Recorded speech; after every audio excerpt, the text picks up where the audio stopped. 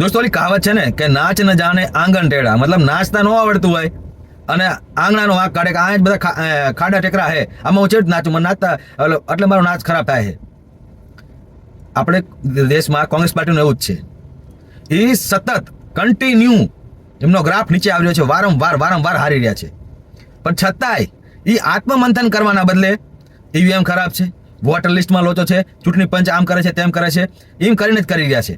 અને જ્યાં જીતે છે ત્યારથી કે ઓહો લોકતંત્રની જીત, અહીંયા વોટર લિસ્ટ ખરાબ નથી હોતી, ના અહીંયા ચૂંટણી પંચ ખરાબ હતું કે નથી, અહીંયા આગળ ઈવીએમ ખરાબ હતું, અહીંયા બધું રેડી હોય છે.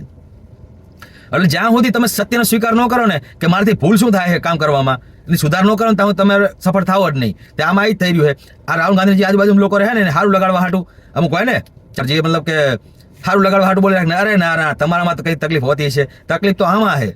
મતલબ એ જ કે રાહુલ ગાંધી અરે ના તમારી રણનીતિમાં કઈ વાંધો છે જ નહીં, તમે તો જીતતા જ હતા, આ તો ઈવીએમ હેક થઈ ગયું, તમે તો જીતતા જ હતા, આ તો વોટર લિસ્ટમાં લોચો થઈ ગયો, એટલે બાકી તમે તો પ્રધાનમંત્રી ફાઇનલ જ હતા ભાઈ. એવી રીતે કીધે જ રાખે, ફોર્મ ચડાવી રાખે, પંપ મારે જ રાખે પુરાણ બચારાને, અને એ ફોર્મમાં પછી હાલે રાખે. એટલે એમાં ગબડતા જાય. આ સુધરશે નહીં ને તો તમે જોવો લગાતાર. એવું નથી, બીજેપીથી નુકસાન થયું હતું ને પ્રધાનમંત્રી ચૂંટણીમાં, એમને 400નો વિશ્વાસ હતો કે અમારે 400 પર જતા રહીશું, એના બદલે બહુમતે ન આવી. પણ પછી એમને શું કર્યું, એને આત્મમંથન કર્યું કે આપણાથી ભૂલ શું થઈ. પછી એમને જોવો લાગટ બિહાર જીતી લીધું, હમણે હરિયાણા જીતી લીધું, લાગટ મતલબ ને પછી સતત જીત ઉપર જીત રહી. તો આવી રીતે ફરી મહારાજ જીતી લીધું. કે મતલબ આ રીતે લડતા આવડવું પડે કે આપણાથી ભૂલ શું થઈ, ભૂલને સુધારો અને ફરી આગળ આવો. પણ ના, આ તો વિચારવું જ નથી ને.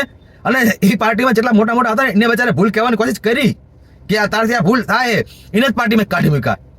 એટલે હવે સાચું ક્યાંય કોણ આને.